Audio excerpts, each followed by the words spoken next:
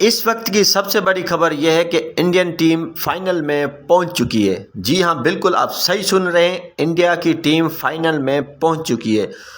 Indian team نے New Zealand کو 70 runs سے شکست دے کر فائنل کے لیے کوالیفائی کر لیا۔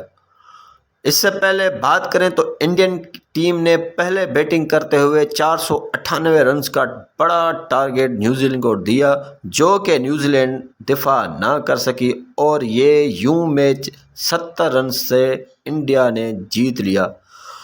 اس میچ کی خاص بات یہ بھی ہے کہ محمد شامی نے 7 وکٹیں حاصل کریں۔ Star fast bowler Mohammed Shami نے 7 وکٹیں لی۔ اس سے پہلے کی بات کریں تو جب بیٹنگ کرنے آئی ٹیم انڈیا تو وراٹ کوہلی کا 50واں 100 بھی آیا، اشر ایئر کا دوسرا 100 بھی اس نے لگایا۔ انڈین ٹیم اب فائنل میں پہنچ چکی ہے۔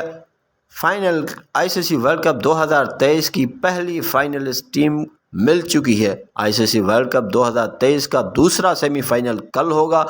جو بھی ٹیم جیتے گی وہ انڈیا سے فائنل میں ٹکرائے گی۔ دیکھنا یہ ہوگا کہ کون سی ٹیم آ کے انڈیا سے فائنل میں ملتی ہے۔